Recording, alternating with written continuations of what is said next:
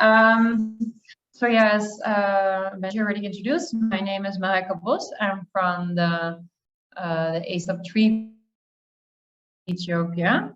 Yeah, okay, yes. I can put my camera on. Unfortunately, it says you cannot start your video because the host has stopped it. So I think maybe I'll just continue for now. So I wanted to present you the experience from the ESAP program. So first of all, I will show you what the background of ESAP is, the essay cycle. Thank you. What do we measure ESAP program? How do we measure it, and any challenges and lessons learned? Thank you. So let me start with the program. So ESAP means Ethiopian Social Accountability Program, and it helps to facilitate the construction among citizens, local government and service providers, with an aim to improve the access and engagement program. So basically, it helps citizens to claim, demand their needs and priorities, and hold the service providers accountable for their performance. In ESAP, we focus on the 5 basic service sectors, which are health, education, wash, agriculture, and rural roads. It also includes now also some other sectors, such as electricity, communication, and land navigation, and urban roads. But the main focus is on the 5 basic service sectors. Okay, I think now I managed to get my camera on.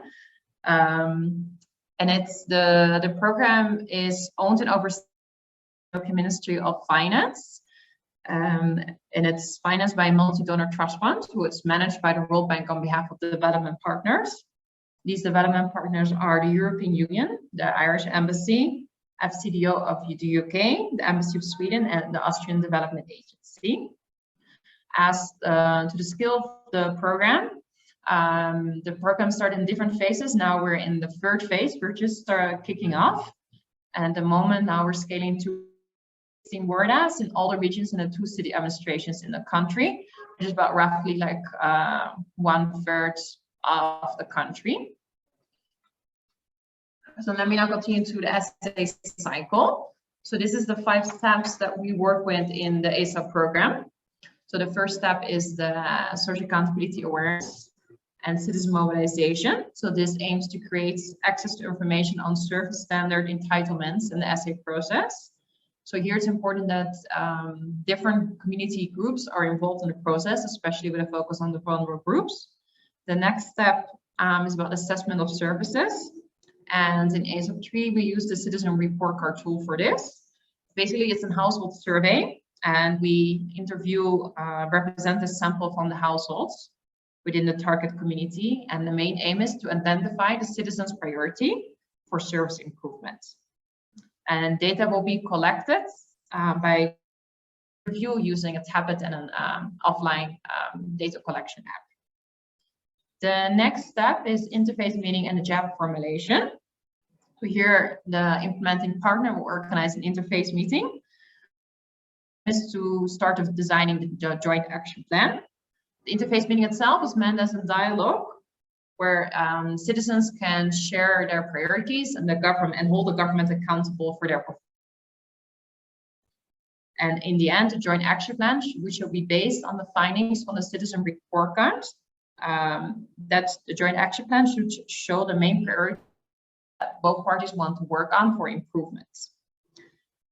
Here's important that we only want to focus on government actions that the government should be able to implement. Oh, yeah, that went a little bit too quick. The next step is the alignment with the WordUp plan and budget. So when the joint action plan is developed, the next step is to make sure that it's been aligned, so the JAP priorities are being included into the plan of those local sector offices.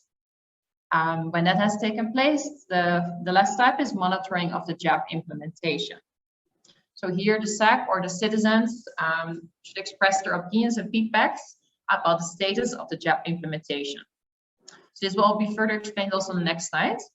I only want to emphasize here that we have the Social Accountability Committee, which leads to this SA cycle. It's a temporary structure that kind of coordinates the SA implementation at the WARDA level. So its members, they work on a voluntary basis that should be from citizens, council, and the government. So it includes the different groups in the. And we can go to the next slide where we talk about what do we measure. So here I'll give an overview of what the key indicators, interventions in the management agency. So the indicators you see, they kind of follow can you go back? Yes. They basically follow the steps of the SA cycle. So first of all, we look at the citizen report cards. So we will use it as a way to identify priorities. So the diagnostic tools as an accountability benchmarking tool. So with our accountability tool, we mean the priorities that are identified can be used to demand improvement in services that the sector officials are persuaded to work towards addressing those problems. With a benchmarking tool, we mean that if we do it on a regular basis, the citizen report card, then in the end, we can track the priorities of the citizens over time. We can compare the findings over time. So at the moment, we're planning to do it on annually or biannually basis to repeat the citizen report card so that we can show what the changes have been over time. As I mentioned, the citizen report card mainly focuses on the citizen priority identification, but we also have some other questions where we want to know whether the households actually have some awareness about the service standard and their entitlements, and whether they actually have been involved in the WARDA budget process. At WARDA level, there should be different moments in the budget process where citizens can participate and influence the budget cycle. So here we want to know whether actually households have been involved in this process and how they experience their participation. The next is about the joint action plan. So basically, this is the key document in our SA cycle. This should also become an official document that should be endorsed by all the local stakeholders. The joint action plan is basically 1 year, and the JAP's output should serve as the input for the WARDA planning and budget process. As I mentioned earlier, it's important that the priorities from the joint action plan are being included in the WARDA planning and budget process. So the next point, we want to measure, we want to measure whether those indeed the JAP actions are incorporated in the WARDA budget plan. So here the Social Accountability Committee should really advocate and promote the JAP to the local sector offices so that they put an effort to lobby, for example, the council and the offices to include JAP priorities in their plan. Basically, our intention is to incorporate at least 40% of the JAP priorities into the WARDA plan and budgets. And that also means then the WARDA SEC should know which of those JAP priorities are being included in the budget process and which one are not. And then we could go to the next slide. This is more about the implementation of the joint action plan. So we can see that we want, first of all, the government to put budgets to those JAP priorities. At the same time, that may not be enough. It doesn't guarantee the implementation. So we also want to track the implementation of the joint action plan priorities. And this is the task of the Social Accountability Committee to monitor the joint action plan implementation. This will not always be an easy task. It will be done on a continuous regular basis. But it can be tricky to collect reliable assessments of whether a JAP priority is actually being implemented or not. So there are different ways where the SAC can do this. So first of all, they can attend the WARDA Council meetings. The WARDA Council is already tasked by overseeing the WARDA implementation, also includes the JAP as well. The SAC can also ask during the meetings to get an update from the government, from the WARDA government about the implementation status. Then we have expenditure monitoring. So here the SAC should look at the expenditure and physical reports of the different sector offices to find out what kind of actions have the government already taken. Then there's the physical monitoring by the community organizations and the social accountability committee. So here we mean on-spot checks that some community organizations actually go to the place where change needed to happen. And the last one is actually using community radio to collect citizens' feedback about JAP implementation.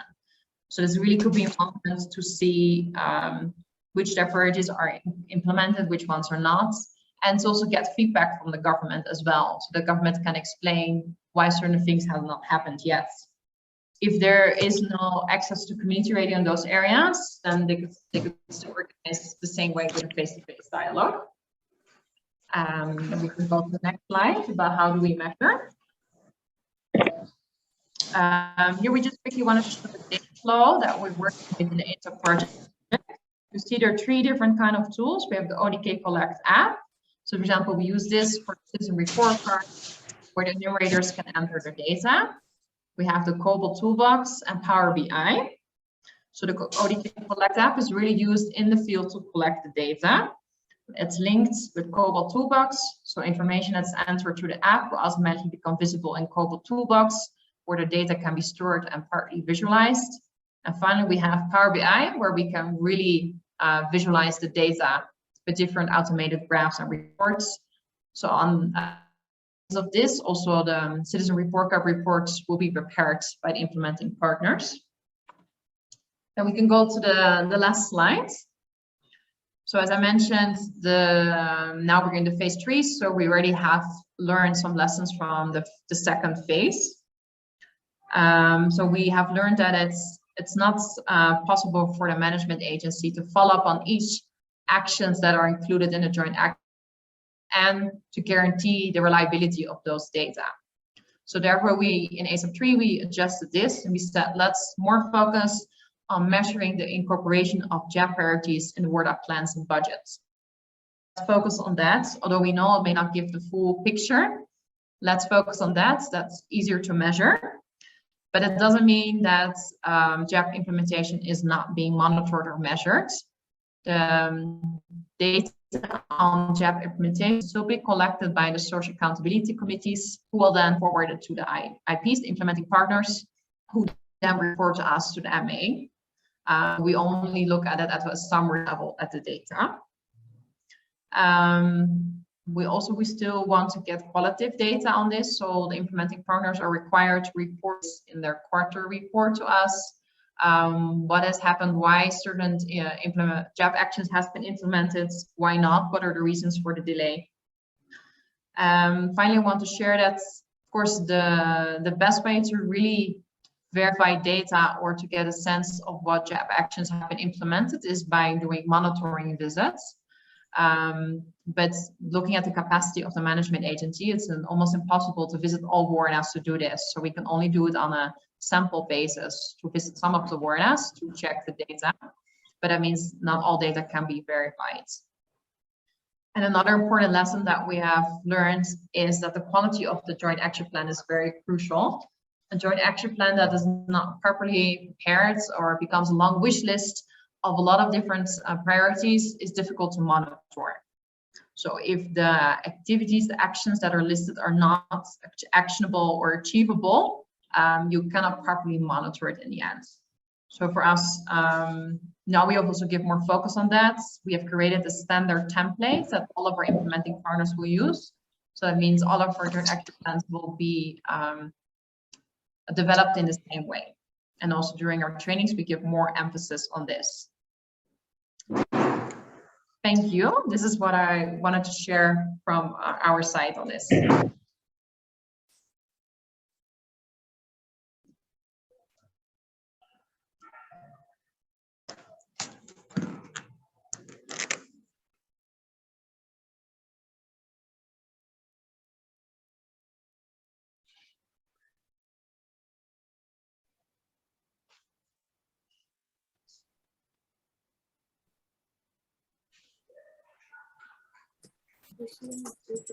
Thanks, Marijke. I thought Benji would jump in, but I'll just step in. Thank you very much for that really interesting presentation. Somebody has mentioned in the chat, we will be putting these presentations up on the Accountability for Water website, so you'll be able to review